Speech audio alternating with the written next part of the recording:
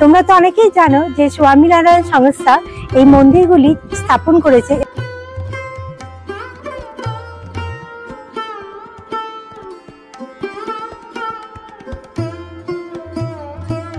ভারতবর্ষের শিল্প, স্থাপত্য, ভাস্কর্য, যার সৌন্দর্য এক কথায় অসাধারণ। আজ তোমাদের এমন একটি জায়গায় নিয়ে এসেছি যেখানে তোমরা ধর্মীয় মাহাত্ম্যের সাথে দেখতে পাবে সেই অভূতপূর্ব ভারতীয় শিল্পরীতির নিদর্শন। হ্যালো ফ্রেন্ডস, আমি অর্পিতা। কেমন আছো তোমরা সবাই? আশা করছি তোমরা সবাই খুব ভালো আছো, আর আমিও খুব খুব খুব ভালো আছি। আজকে আমি একটু বেশি ভালো আছি, কারণ আজকে 28 মে আর আজকে আমার জন্মদিন। আর তোমরা চাইলে আমাকে উইশ করতেই পারো। তো চলো আজকের ভিডিওটা শুরু করা যাক। আজকে আমি এখন এসেছি পুনে স্বামীনারায়ণ মন্দিরে। তোমরা তো অনেকেই জানো যে স্বামীনারায়ণ সংস্থা এই মন্দিরগুলি স্থাপন করেছে এবং তা দেশের বিভিন্ন প্রান্তে ছড়িয়ে রয়েছে। শুধু দেশে বলবো না, পুরো ওয়ার্ল্ড ওয়াইড রয়েছে এই মন্দিরগুলি। তবে আজকে আমি যে মন্দিরটির কথা বলবো সেটি হচ্ছে এই পুনে স্বামীনারায়ণ মন্দিরের কথা।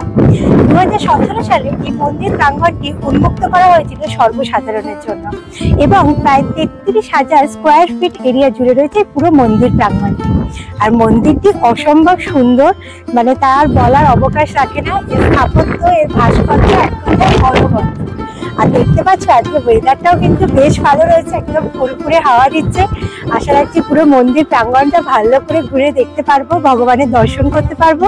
তো চলো তোমরাও আমার সাথে পুরো মন্দিরটা ঘুরে দেখো এবং ভগবানের দর্শন করে নাও।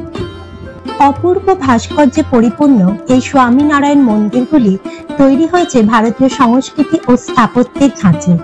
বর্তমানে সারা বিশ্বব্যাপী প্রায় 1000টিরও বেশি স্বামীনারায়ণ মন্দির রয়েছে, যেগুলি স্বামীনারায়ণ সম্প্রদায় দ্বারা পরিচালিত।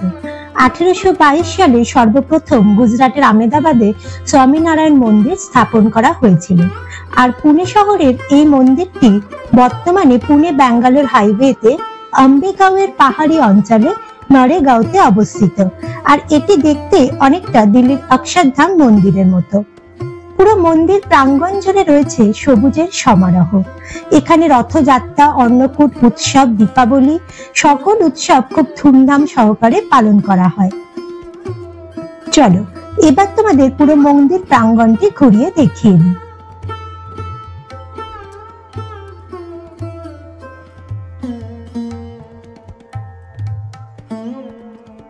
এই যে সামনে দেখতে পাচ্ছ, এগুলি হলো সম্রান। এখানে 23টি সম্রান রয়েছে, যেগুলি খুব সুন্দরভাবে মূল মন্দিরটিকে ঘিরে রয়েছে ও মন্দিরটির শোভা বৃদ্ধি করছে।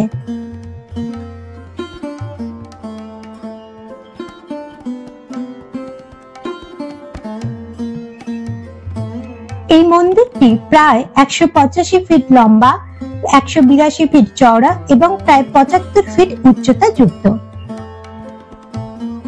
এবার তোমাদের দেখিয়ে দিই মন্দিরের দেওয়াল জুড়ে থাকা অভূতপূর্ব শিল্পরীতির নিদর্শন। পুরো মন্দিরের গাত্রে এত সুন্দর পাথরে খোদাই করা নানান দেবদেবীর মূর্তি রয়েছে, যা খুবই আকর্ষণীয়। এখানে রয়েছে ভগবত মূর্তি ও গুরু মূর্তি।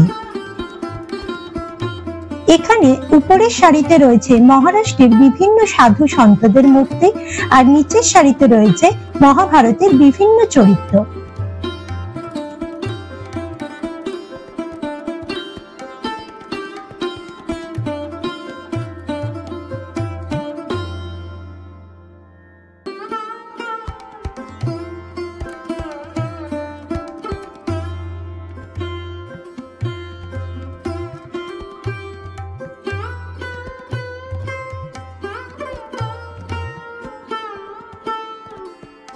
এই মন্দিরে শ্রী স্বামীনারায়ণের নিত্য পূজার প্রচলন আছে।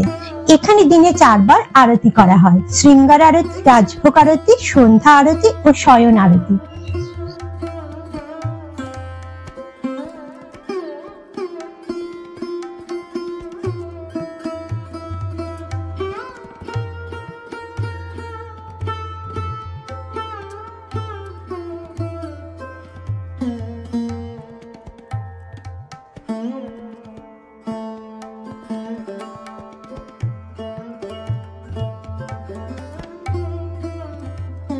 এবার তোমাদের বলি, এই মন্দিরটা সপ্তাহে প্রতিদিনই খোলা থাকে। সকালবেলা টাইমিং হচ্ছে 7টা থেকে 12টা, আর বিকেলবেলা 4টে থেকে 8:30। তো আজকে জন্মদিন উপলক্ষে এসেছি, তো সকালবেলা এসেছি। ইচ্ছা আছে যদি কখনো সম্ভব হয় তোমাদের সন্ধেবেলার ভিউটাও দেখিয়ে দেবো। আর জানো তো, মন্দিরটা না পুরোটা পাথরের তৈরি, মেনলি এটা তোমার স্যান্ডস্টোন দিয়ে তৈরি। এখানে কোনো স্টিল, আয়রন কিচ্ছু ব্যবহার করা হয়নি। আর মন্দিরের রূপটা মানে অসামান্য সুন্দর, চোখ ফেরানো যাচ্ছে না কোন দিক থেকে কোন দিকে দেখব।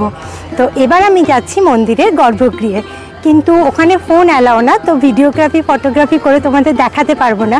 যাই হোক, আমি ভগবানের দর্শন করে আসি, মন্দিরের ভিতরটা দেখে আসি, এসে আবার তোমাদের সাথে কথা বলছি।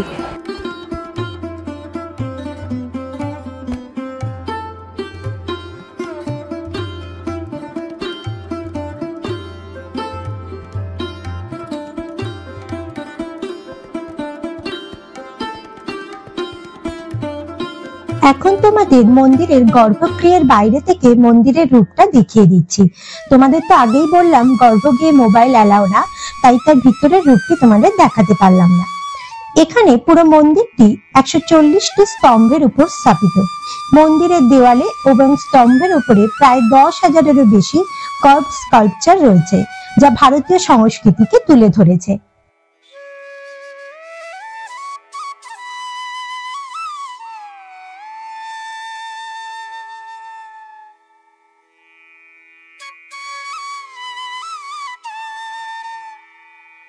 এখানে নিচে রয়েছে নীলকণ্ঠ অভিষেক মণ্ডপ।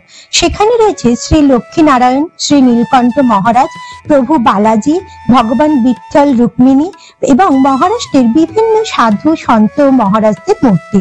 কিন্তু সেখানেও মোবাইল অ্যালাউ না হওয়ায় আমি তোমাদের দেখাতে পারলাম না।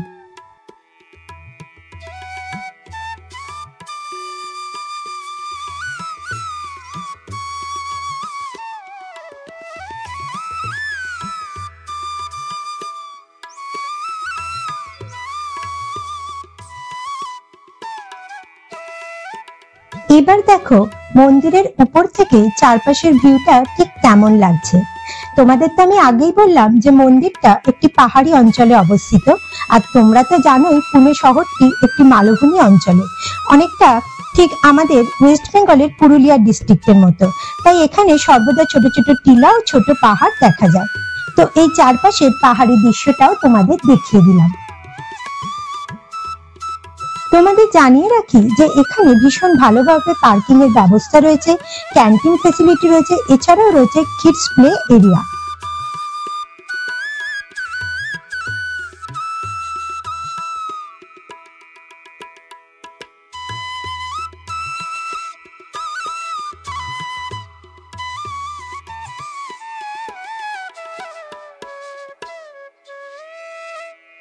তো মন্দিরে মেন গর্ভগৃহে গিয়ে দেখলাম ডান দিকে রয়েছে হনুমানজির মূর্তি, মা দিকে রয়েছে গণেশজির মূর্তি, আর সামনে রয়েছে শিব প্রভু স্বামীনারায়ণজির মূর্তি এবং তার সাথে তার ভক্তের মূর্তি। ভক্ত এবং ভগবান একই সাথে রয়েছেন। আর পুরো মন্দিরের পরিবেশটা ভীষণই সুন্দর। ওই যে কথায় বলে না, মন্দির এমন একটি জায়গা যা মনকে ধীর আর স্থির করে দেয়, সত্যি মানে একেবারে সেরকমই পরিবেশ এখানে। তো আর কি বলবো, পুরো মন্দিরটা তো তোমাদের ঘুরিয়ে দেখিয়ে দিলাম। আশা করছি তোমাদেরও মন্দিরটা খুবই ভালো লেগেছে। আর সন্ধেবেলায় এখানে মন্দিরের রূপটা আরও অপূর্ব হয়ে যায়। ইচ্ছে আছে যদি কখনো সম্ভব হয় তোমাদের সন্ধ্যের রূপও দর্শন করিয়ে দেবো। তো আজকের মতো ভিডিওটি এখানেই এন্ড করলাম। আবার নতুন একটা দিনে নতুন একটা ব্লগে তোমাদের সাথে দেখা হবে। টিল দেন খুব ভালো থেকো, সুস্থ থেকো, আর অলওয়েজ পজিটিভ থেকো। টাটা।